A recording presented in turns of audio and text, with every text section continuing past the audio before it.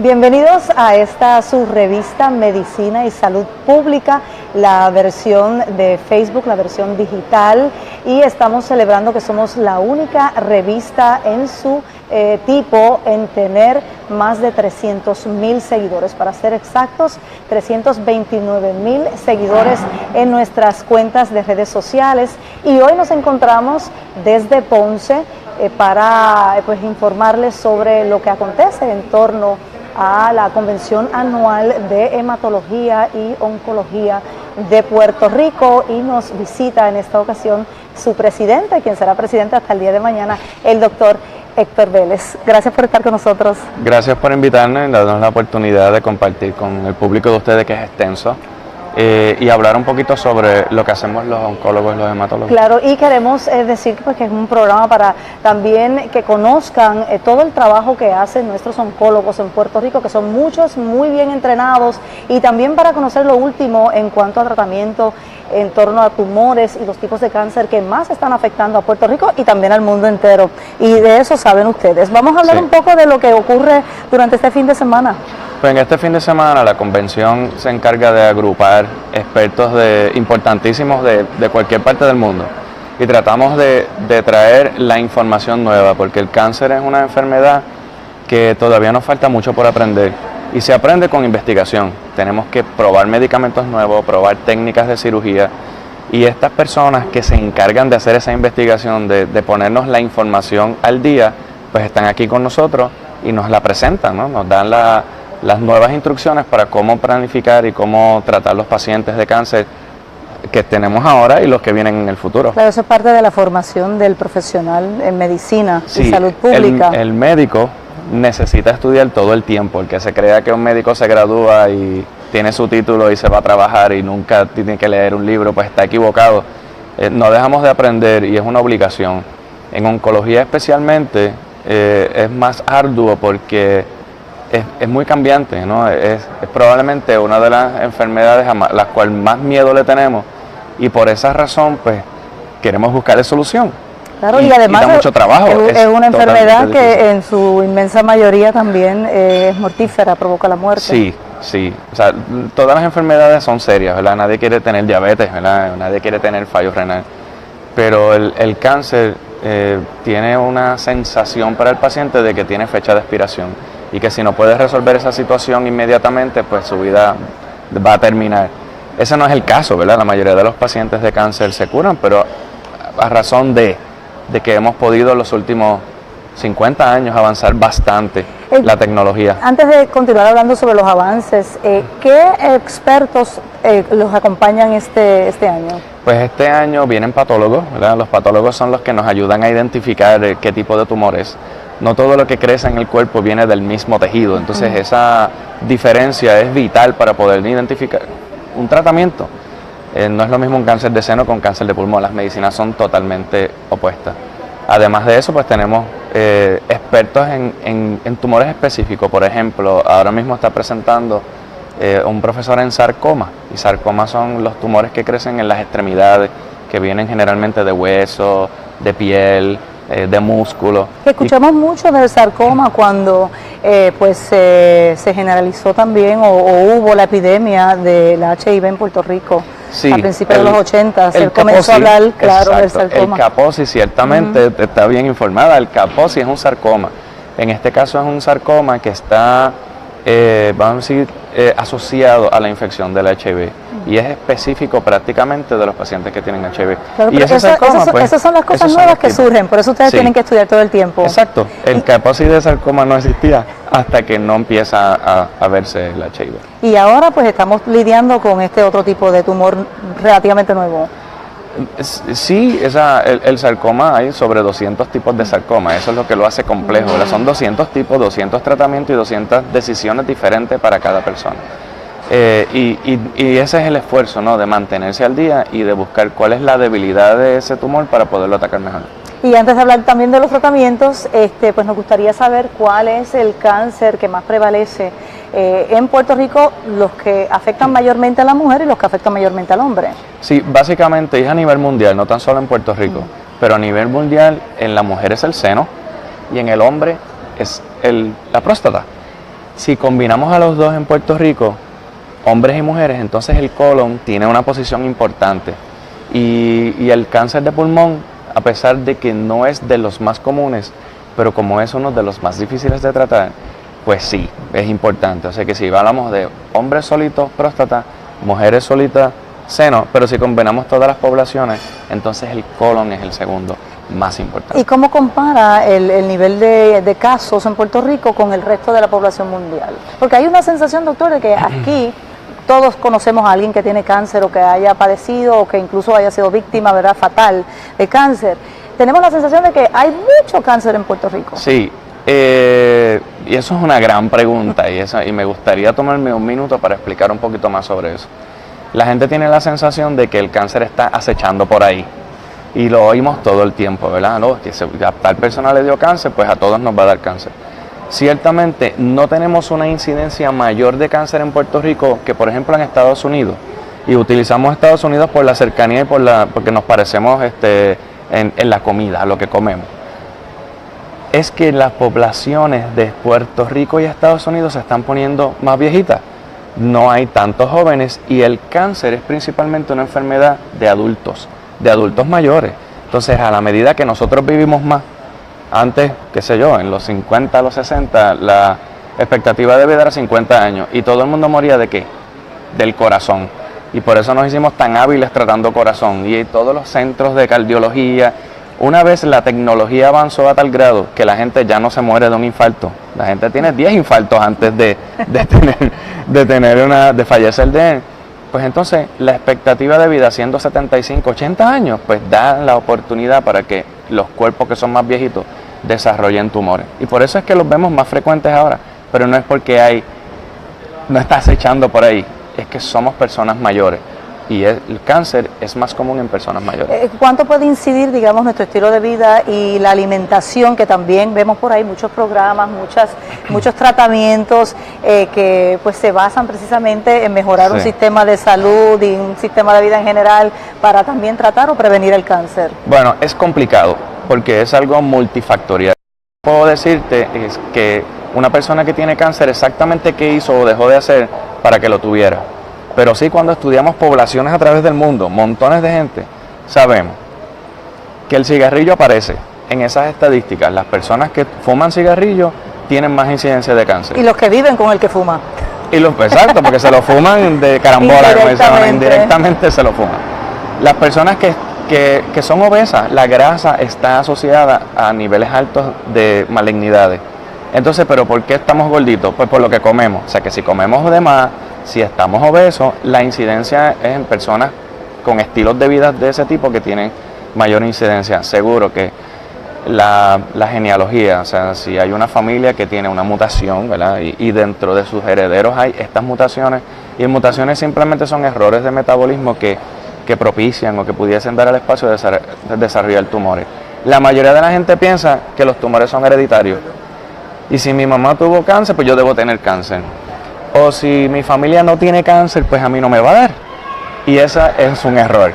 La mayoría de los tumores no son hereditarios, aunque la herencia es importante, ¿verdad? Pero no son hereditarios, son causados por el estilo de vida, porque estamos más viejitos y porque pues no comemos o no hacemos todos los ejercicios posibles para mantener el peso. Y también hay factores ambientales, ¿verdad? Seguro, sí, que no se nos olvide. Externos. Exacto, factores externos. Los contaminantes, que ahora para nosotros es muy difícil determinar dónde está el contaminante, que si está en el agua, que si está en el aire, que si está en la tierra, pero sí es un factor importante.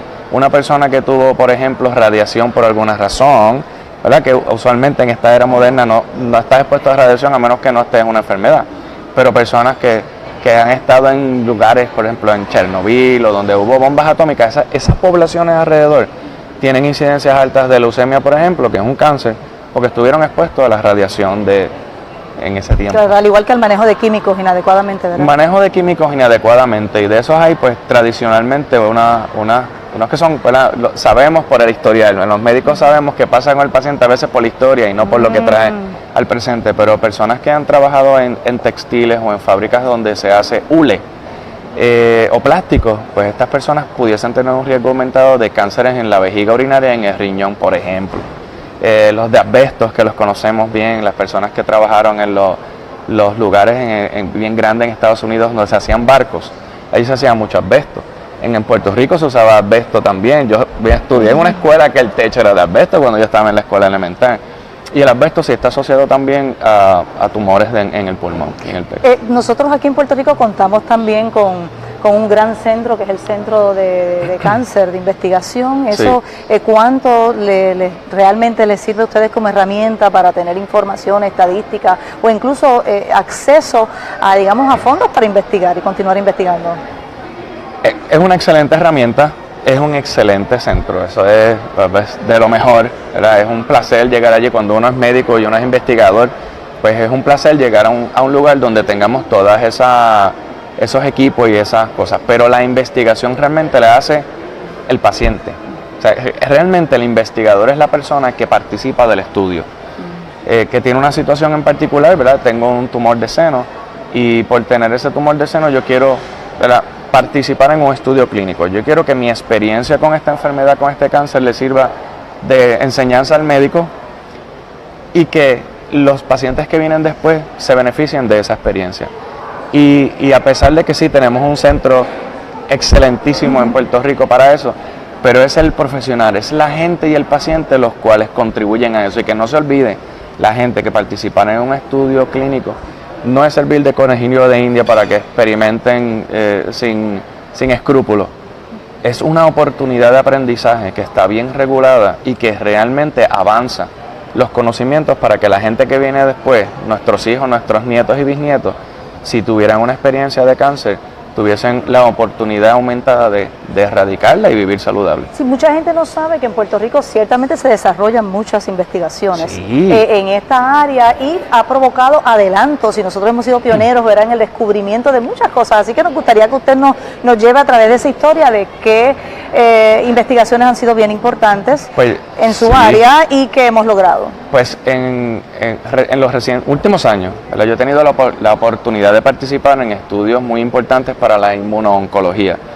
La inmunooncología es una sección nueva porque es una forma diferente de tratar el tumor. Tradicionalmente utilizábamos medicinas que son tóxicas para el cuerpo y si la célula maligna es más débil que la célula benigna, pues entonces se intoxica más y muere.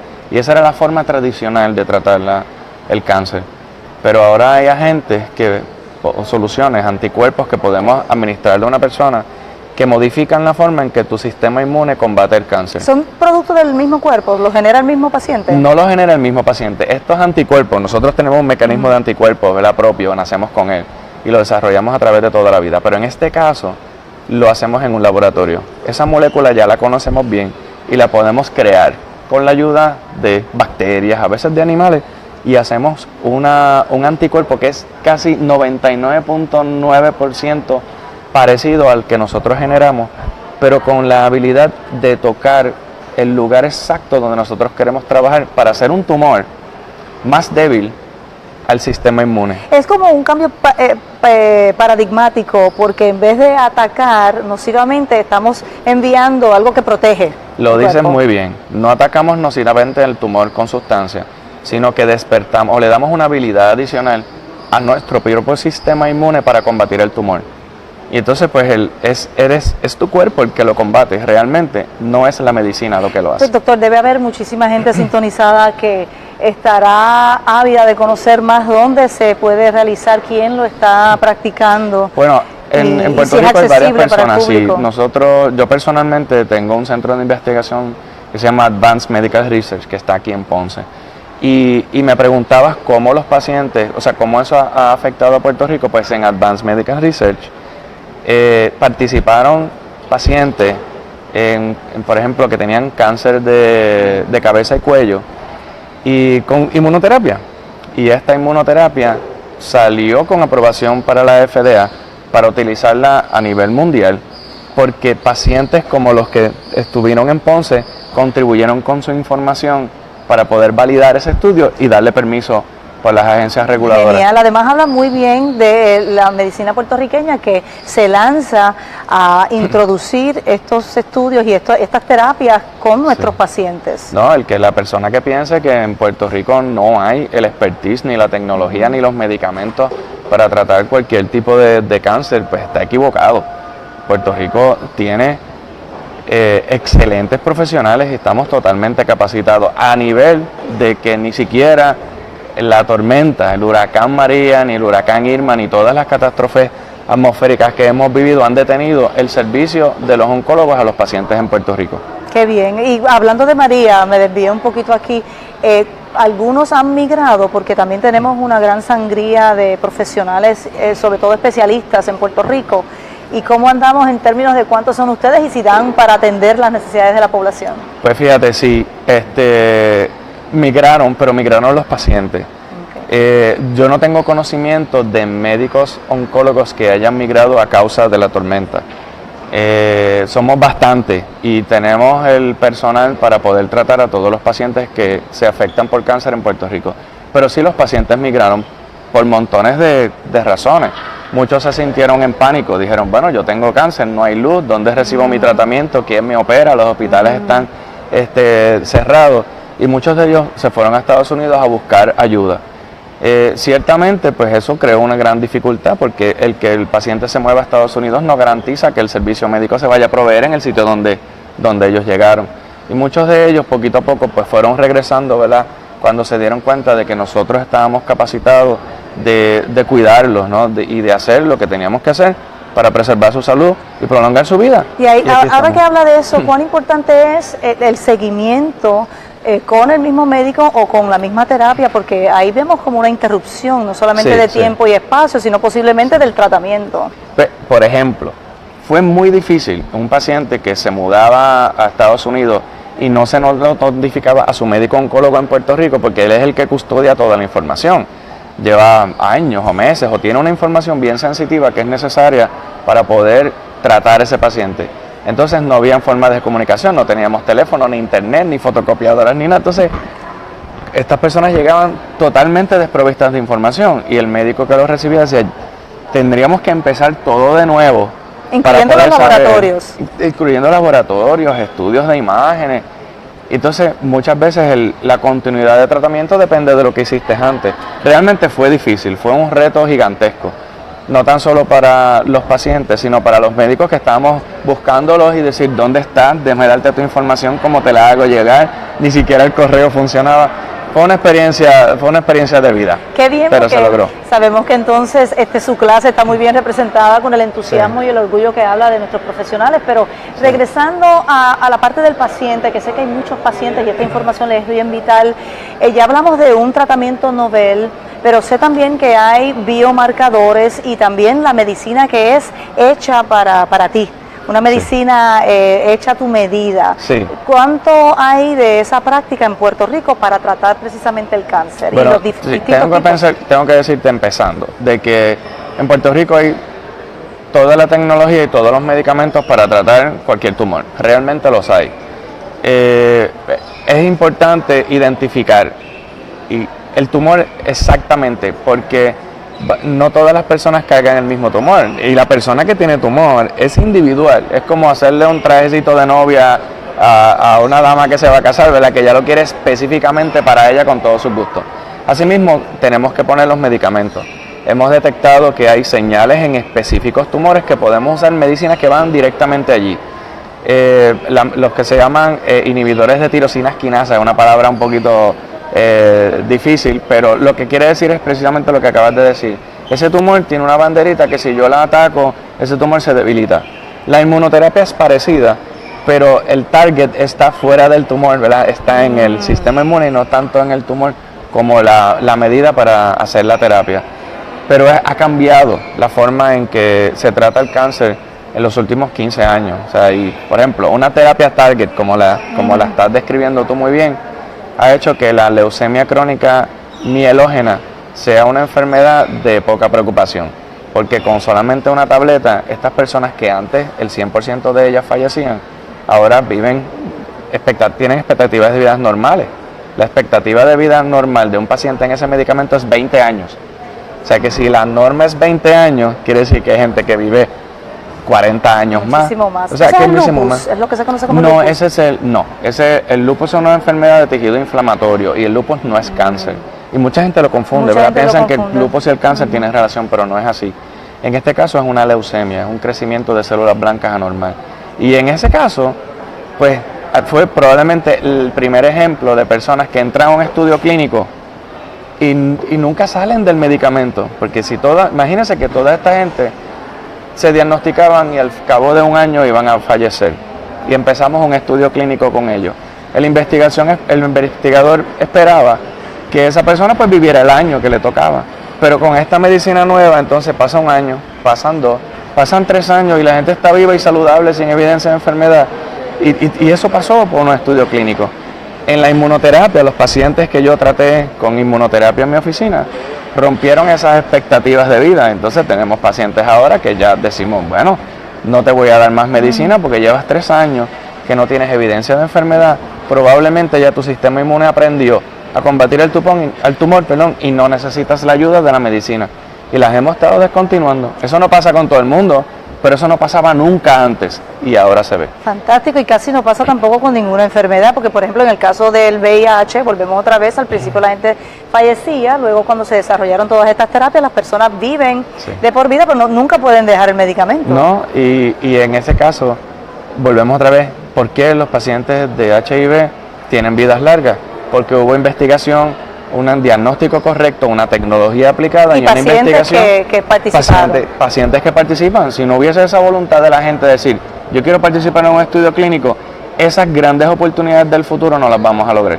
Doctor, ¿qué tipo de cáncer está surgiendo en la población que preocupa? He escuchado sobre el cáncer de boca, de garganta, etcétera. Obviamente, ¿verdad? Hay estudios que señalan que también las prácticas sexuales y de nuestra vida en la población ha cambiado. ¿Qué tipo de cáncer preocupa? Pues a mí me preocupa, personalmente, me preocupa más el cáncer que se puede evitar.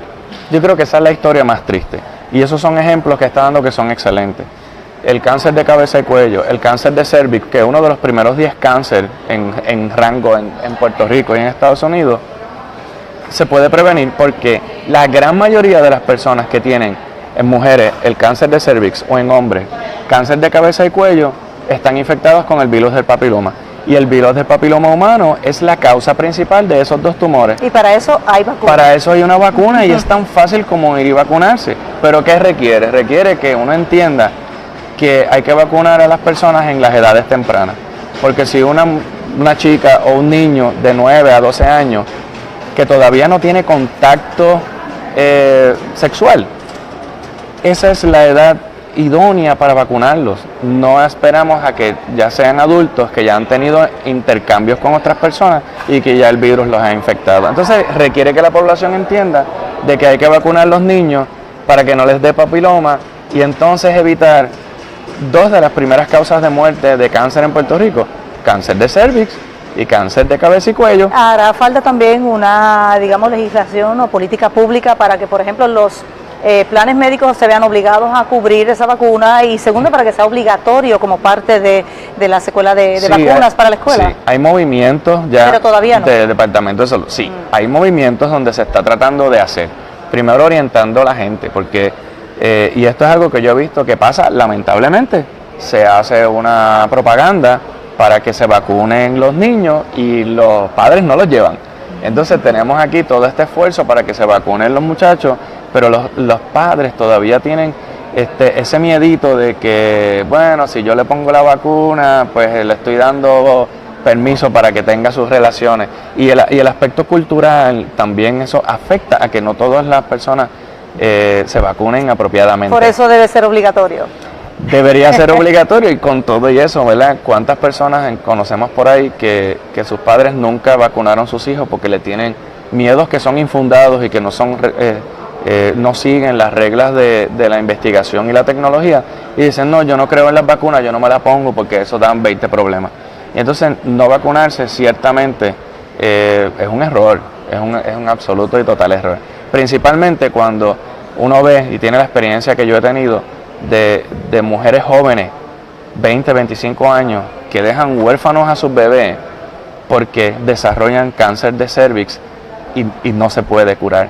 Entonces, eso es entiendo yo que eso es una muerte que se pudo haber prevenido si hubiésemos vacunado a estas muchachas antes de los 12 años. Doctor, se nos finalizó el tiempo, pero hay tanta información que requieren tanto profesionales como el público en general. Si quieren orientarse, obtener más información, ¿a dónde lo podemos guiar? Bueno, yo practico en Ponce, mi oficina es Ponce Hematology Oncology, y Centro de Investigación es Advanced Medical Research. Nos pueden llamar al 787-259-7807. ¿Y a través de la También, la Asociación de Hematología y Oncología acumula a todos los médicos oncólogos de Puerto Rico que hacen investigación como yo y que practican y que tratan los pacientes. A través de las páginas de la Asociación de Hematología y Oncología Médica de Puerto Rico, las siglas de eso, AHMOPR, pueden buscar información allí de dónde están los oncólogos y las oficinas más cercanas para que llamen, o sea, comuníquense con una oficina, pregunte cuáles son las opciones para que tengan la mejor información y los mejores chances de lidiar con esta enfermedad que le vamos a dejar de tener miedo cuando tengamos todos los recursos para poderla erradicar. Muchísimas gracias, doctor. El doctor gracias a ustedes por la oportunidad. Vélez, el presidente saliente de la Asociación de Hematología y Oncología Médica de Puerto Rico. Muchísimas gracias. Hacemos una pausa y regresamos muy en breve con esta su revista de Medicina y Salud Pública.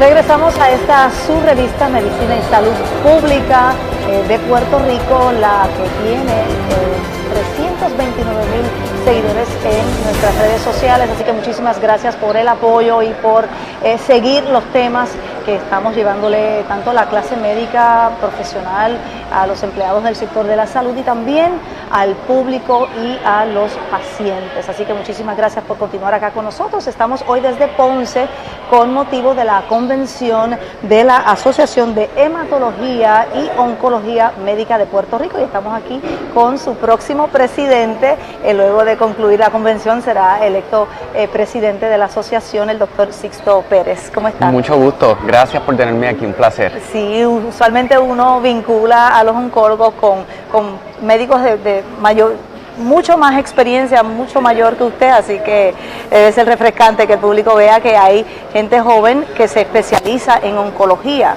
Gracias. ¿Eso por qué? ¿Por qué usted lo condujo el destino hacia esa especialidad?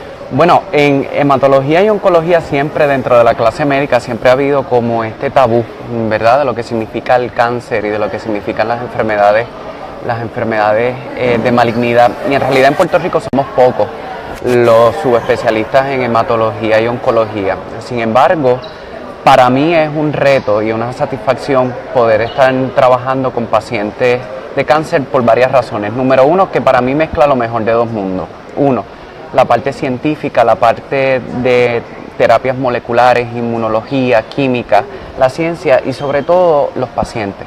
Yo siempre digo que los pacientes me enseñan a vivir, me enseñan a apreciar la vida, que aún con este reto que se enfrentan con un posible diagnóstico que puede significar el acabar el proyecto futuro, uno ve como el ser humano es capaz de seguir hacia adelante, de querer seguir viviendo, de querer hacer planes y decir, doctor, ¿qué vamos a hacer?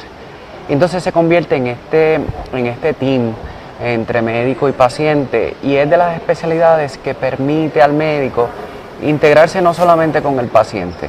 El diagnóstico de cáncer es algo que cuando usted da este diagnóstico afecta a toda la familia. Afecta a toda la familia. Se rompen las columnas de la familia, se rompe la rutina, se rompe todo el entorno, y uno no solamente conoce eso, conoce su entorno social. Y en aquellos pacientes donde hemos tenido la satisfacción de que los podemos curar y podemos seguir con ellos a través de la vida, pues uno conoce sus hijos, los nietos, las graduaciones, las fiestas de la familia, y uno puede interactuar con esa parte humana, con aquellos pacientes que la vida no nos permite continuar con ellos, pues uno siente que es el médico que estuvo ahí para esa transición. Y se mantienen vínculos con la familia. Se mantienen vínculos. Sí, yo siempre digo a muchos de los familiares que luego del proceso de transición, ¿verdad?, de la despedida, siempre regresan a la oficina y tenemos conversaciones de que tienen familia. Y esos vínculos, pues uno se vuelve, es un vínculo espiritual que a veces es hasta más fuerte que el vínculo sanguíneo. Qué bien y qué hermoso, ¿verdad?, que un médico pues trascienda también su trabajo para entrar en ese tipo de relación más personal con sus pacientes. Pregunto si esos familiares, una vez diagnosticada una persona en el núcleo familiar con cáncer, también deben someterse. ¿Eso es una recomendación, someterse a los laboratorios, al análisis? Es una recomendación general. Esto es el cuidado de la salud, ¿verdad? Y siempre se aprovecha la oportunidad cuando alguien es diagnosticado de cáncer, siempre vienen muchas preguntas de los familiares, especialmente en nuestra cultura puertorriqueña, que empiezan, es que él no come bien o ella no come bien, eso es por estar comiendo esto, por estar comiendo lo otro, y uno, ¿y qué tengo que hacer? Y yo voy a padecer de esto. En Puerto Rico todavía existe, y en el mundo en general, mucha desinformación con respecto al cáncer. Es totalmente hereditario, es infeccioso, se contamina, yo tengo niños chiquitos, y es parte de romper ese tabú. Y al familiar que se le recomienda, usualmente yo lo que le digo es, mire, si es un cáncer de colon, a los familiares háganse sus colonoscopías. Si es un cáncer de mama, háganse sus mamografías. Afortunadamente, las malignidades o los cánceres en general son enfermedades que no son genéticas, hereditarias. Sí existen algunos síndromes que son familiares, pero afortunadamente son muy pocos. Lo que pueden existir son tendencias en una familia. Si obviamente usted tiene familiares de primera línea, que son padres, hermanos, abuelos, que todos ellos han tenido diagnósticos, digamos, de cáncer de colon antes de los 50 años, pues si usted es un familiar cercano, hágase la colonoscopía, sea más enfático en eso. Igual pasa, por ejemplo, en cáncer de mama, si ha tenido familiares de primera línea, madres, abuelas, tías maternas con cáncer de mama, especialmente a edad temprana, entre los 30, 40 años, pues yo le digo a esos familiares de primera línea, vamos a hacernos unas pruebas, vamos a hacernos unas mamografías para quitar ese miedo. Ahora vamos a detenernos ahí un poco, porque el caso de Angelina Jolie fue bien notorio, porque ella se practicó una cirugía bastante radical, precisamente porque en su familia, no sé si fue su mamá, tenía cáncer de mama. ¿Nos puede hablar un poquito de ese tipo de tratamiento, si eso es aconsejable, cuán frecuente es ese tipo y qué fue lo que ella se hizo para que el público sepa? Claro, con mucho gusto. Existe lo que se llama el síndrome de cáncer de mama y ovario, y esto es un síndrome que sí se ha visto que corre en familia, es hereditario, y se han descubierto que hay ciertos genes que si uno los hereda, uno tiene mayor probabilidad de padecer de una de estas dos enfermedades. Y enfatizo la palabra probabilidad, no es que usted lo va a padecer.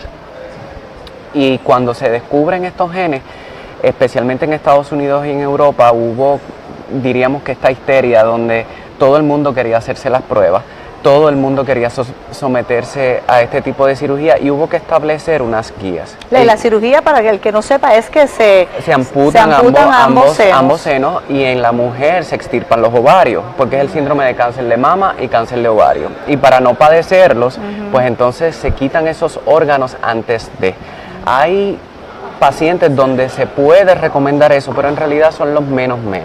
De hecho, si usted tiene uno de estos genes familiares positivos, usted tiene una probabilidad mayor, hasta un 20%, 30% de mayor probabilidad de padecer la enfermedad en el transcurso de su vida, uno de estos dos cánceres, pero no es una sentencia de muerte. Y ese por ciento es relativamente bajo, no es 50% mayor. Y entonces se establecieron unos criterios a qué personas se le iban a hacer este tipo de pruebas, porque si no, había pacientes donde podían salir con esta prueba positiva y entonces iban a vivir con la angustia de esperando un cáncer. Porque hay un factor también psicológico, ¿no? Correcto, emocional. Correcto. Y es bien importante. ¿Se realiza esa prueba en Puerto Rico? Se realiza en Puerto Rico y de hecho en Puerto Rico tenemos geneticistas que cuando uno sospecha que un paciente ya esto corre en familia, uno lo refiere al geneticista para que haga las pruebas y haga un árbol genealógico, ¿verdad? Para saber cuán fuerte es la tendencia familiar. Y bien importante, y quiero enfatizar esto, el que una mujer se practique una mastectomía bilateral después de haber padecido un cáncer o que se extirpe los ovarios, en realidad no evita que eventualmente vaya a padecer de una de estas dos enfermedades. Porque el cáncer, mientras está en la mama, está localizado a la mama, usted lo puede operar, lo puede extirpar. La mujer a lo que sucumbe es a la enfermedad a distancia, a las metástasis. Igualmente en los ovarios. O sea, que no piense que esto es una garantía, el someterse a esta cirugía, de que una de estas enfermedades no va a regresar. Además son enfermedades que se pueden prevenir. Correcto. O por lo menos se pueden atacar a temprana edad. Correcto. Parte del trabajo de los oncólogos es cuando una mujer es diagnosticada o tiene personas en su familia cercanas con una alta probabilidad, es el seguimiento. Una mamografía a tiempo, una biopsia a tiempo, una colonoscopia a tiempo salvan vidas. Hablábamos fuera de cámara sobre la importancia precisamente que el pueblo se eduque, el país se eduque. ¿Está eso dentro de sus planes cuando asuma las riendas de la asociación y cómo lo va a ejecutar? Definitivo. Esta asociación se funda originalmente en los años 70 como para unar esfuerzos en términos académicos, en términos de llevar conocimientos y equiparar los conocimientos científicos a los oncólogos. Pero esto ha crecido lo suficiente como que ya tenemos que salir, ¿verdad?, de ese entorno, y es una función más bien pública. El oncólogo, el médico en hematología y oncología alcanzando a la sociedad. El conocimiento es poder. Y entre más nosotros podamos acercarnos a ese público que queremos tratar, pues creemos que es una misión entonces más completa. Yo le preguntaba a otro colega suyo, el doctor Héctor Pérez, sobre cuál era el tipo de cáncer que a lo mejor mayor alarma estaba generando entre la comunidad de oncólogos hematólogos. Le hago la misma pregunta. Es muy interesante, cada práctica tiene, ¿verdad?, su población individual. Sin embargo, algo que me llama mucho la atención es, por ejemplo, carcinomas de colon en una población mucho más joven. Usualmente usted asocia los carcinomas del tracto gastrointestinal, del intestino, del estómago, en personas sobre los 50, 60 años de edad. Sin embargo, estamos viendo un patrón de personas cada vez más jóvenes en sus 30, en sus 40 años diagnosticados con tumores de colon. ¿Hay sospecha de alguna actividad, algún cambio en el patrón social que apunte hacia ese crecimiento? Bueno, yo creo que número uno sí. La dieta, los patrones de vida, lo que ingerimos, los estilos de vida influyen mucho en eso.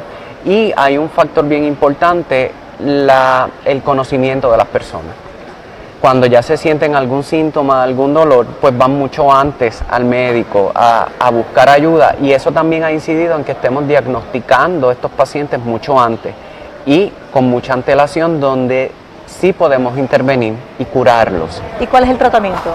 Tratamiento inicialmente depende del tipo de cáncer que tenga, pero originalmente uno siempre trata de hacer un manejo quirúrgico, ¿verdad? Digamos en los tumores sólidos, tumores de mama, tumores de ovario, tumores de colon. Uno no nació con eso, así que si eso está dañado, lo más importante es sacarlo del cuerpo. Luego de eso es lo que se llama la terapia adyuvante. Yo digo adyuvante que es para consolidar esa cura que hizo la cirugía. Sabemos que los tumores no se originan de una masa que creció de hoy para mañana. Esto empieza con una sola célula. Es algo microscópico, y aunque el cirujano hace una cirugía y un trabajo excelente, él remueve lo que la vista le permite, lo que la técnica le permite, pero siempre existe el riesgo de que quede alguna célula microscópica en el entorno de ese tumor, o de que haya viajado a otro lugar. Los tumores, en su naturaleza, ellos no les gusta quedarse donde nacieron, a ellos les gusta viajar a otros puntos. Así que como ya hemos descubierto eso, nosotros como médicos lo que queremos es llevar un paso adelante. Y esa terapia, que para muchos pues significa a lo mejor radioterapia, son bastante nocivas y fuertes para el paciente, ¿ya tenemos otras con las que podemos sustituir ese tipo de tratamiento? Claro, yo más que sustituir diría que complementamos, ¿verdad? Complementamos tratamientos, y sí, todavía lo que se conoce como quimioterapia, que es el famoso que decían que te daban unas cosas extrañas por la vena, que producían náuseas, que tumbaban el cabello, que hacían sentir al paciente enfermo, igual que la radioterapia. Estamos en una nueva era. Estamos aprendiendo en realidad cómo tratar esos tumores, y estamos cogiendo los propios mecanismos del cuerpo, los propios mecanismos de defensa del cuerpo, y ponerlos a trabajar para nosotros. Los tumores, por ejemplo, en inmunoterapia, que es algo que es lo más novel en oncología, estamos utilizando el propio sistema inmunológico del cuerpo para que reconozca las células que son malignas y las ataque.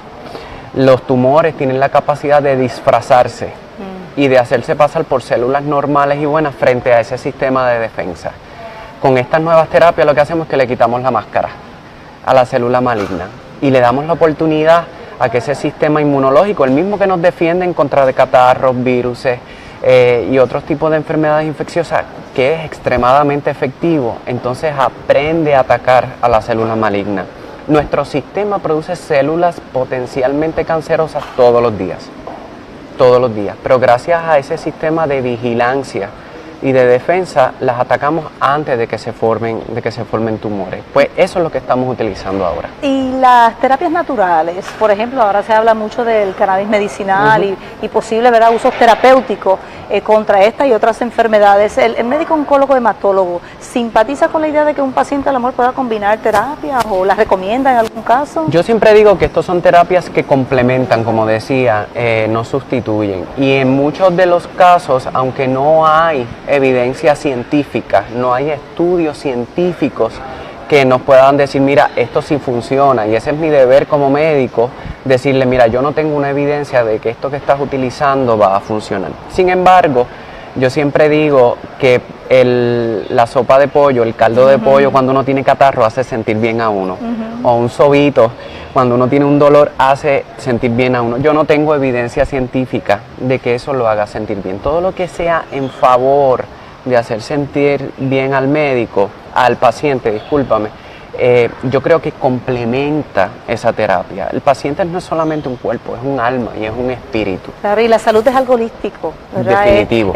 Incluye, y hacia eso iba mi próxima pregunta, y es ¿cuánto se acompaña el tratamiento químico, médico, tradicional con otros tipos de terapia, no solo la natural, como por ejemplo el masaje, la aromaterapia, ese otro tipo del reiki, ese otro tipo de terapia? Yo creo que eso es una excelente pregunta, y esa es la ruta en que debemos de ir. Como le decía, el ser humano no es un ente físico natural, tenemos sentimientos, pensamos, y muchas veces yo le digo a mis pacientes, usted está curado, pero uno tiene que curar tanto físicamente como en el corazón y en la mente. Usted no puede seguir viviendo con la angustia de que va a regresar de que va a regresar un cáncer a su vida, de que algo le está creciendo. Y yo creo que estas terapias de meditación, de yoga, de reiki, de masaje, ayudan a balancear esas tres cosas en el ser humano: el cuerpo, el alma y el espíritu. Y esa acogida dentro de la asociación y de sus colegas. Claro. He escuchado de resistencia, ¿verdad? De médicos que realmente pues no creen en utilizarlas como complemento. Aquí lo importante es que el oncólogo debe saber todo lo que el paciente está haciendo y está utilizando, porque nosotros somos los llamados a saber si algo de esto puede confligir o puede ser dañino al paciente o que baje la efectividad de uno de los tratamientos que científicamente están probados y que sabemos que en el largo camino le va a ayudar más al paciente. Es bien importante. A veces uno, cuando tiene este diagnóstico o un familiar tiene este diagnóstico, uno está anhelando oír que le digan: no tienes que usar quimioterapia, no tienes que usar radioterapia, y entonces quieres oír esta otra técnica que quizás es mucho más benigna, por decirlo así, en términos de efectos secundarios. Claro, no es invasiva. Tampoco. Que no es invasiva, pero ese no es el propósito. Ese no es el propósito. Yo creo que un complemento de todas es lo que va a llevar eventualmente al éxito. Y el apego del paciente, ¿cuán importante es para el éxito del tratamiento? ¿Y cómo es el paciente puertorriqueño en términos del apego? Porque también está el factor económico, ¿verdad? Si la persona no tiene plan médico, estos son tratamientos costosos. Yo creo que el paciente puertorriqueño y nosotros los puertorriqueños y los latinos somos especiales en eso. Somos muy espirituales y somos muy apasionados en términos de cómo recibimos el tratamiento, y somos extremadamente disciplinados. Hay otros tipos de culturas que piensan en su cuerpo como si fuera un auto. Esto está dañado, ¿cómo se puede arreglar? Y en la medicina eso no aplica. Y el paciente puertorriqueño culturalmente ve al médico como ese agente holístico, ¿verdad? Es su confesor, es su consejero espiritual y es su médico. Y esa relación médico-paciente, ese contrato de confianza mutua es esencial para el éxito del tratamiento. Yo siempre digo que uno, cuando va a un tratamiento, y se lo digo a un paciente, usted tiene que sentirse en paz con esto. Usted tiene que estar confiado antes de que nos embarquemos en esta empresa. Si usted siente y está confiado de que esto es así, vamos a remar los dos. Porque en un bote, si se rema de un solo lado, el bote se queda dando vuelta en el mismo sitio. Doctor, también hay muchos pacientes que consideran que los tratamientos más adecuados están fuera de Puerto Rico, viajan a Miami, viajan a otras ciudades de Estados Unidos. ¿Qué le podemos decir a la comunidad sobre el estado de preparación de nuestros profesionales y de los servicios que están ofreciendo en Puerto Rico? Bueno, en Puerto Rico existe un talento espectacular en términos académicos y en términos de médicos. Hay que recordar que todos los médicos en Puerto Rico, especialmente los subespecialistas, tenemos que pasar por los mismos estándares de acreditación que pasan los médicos en la nación, ¿verdad? En los Estados Unidos. Son exactamente los mismos y somos evaluados por los mismos estándares. Quizás en los Estados Unidos se da la noción de que hay estos centros grandes donde todo está localizado en un mismo lugar, y quizás en términos de tiempo es más fácil usted obtener una placa de pecho, un laboratorio. En Puerto Rico, por nuestra realidad de que somos una isla, pues estos servicios están quizás un poquito más fragmentados, pero eso no significa que la calidad y el tratamiento vaya a ser diferente al que usted puede recibir. No solamente eso, nada mejor que usted pasar este tipo de situación rodeado de la gente que usted ama, en el entorno que usted conoce. El usted tener que desprenderse e ir a un sitio extraño, una cultura extraña, hace todo este proceso mucho más difícil. Sobre todo porque hay de por sí un impacto económico, muchos familiares Claro. tienen que abandonar el trabajo, pues tienen que hacer arreglos con la escuela, si es que, ¿verdad?, tienen que atender a un padre, una madre, y pues ese apoyo económico no lo van a encontrar tampoco si se desplazan, ¿verdad? Correcto, y eso es un factor bien importante porque es una realidad. Esas realidades siguen estando ahí y aún después del tratamiento van a estar ahí, y quizás un poquito más agudas. Así que son cosas que tienen que discutir con el médico y con el oncólogo, de qué cosas se les recomiendan. Los tratamientos para la mayoría de los cánceres ya están escritos, ya están ahí.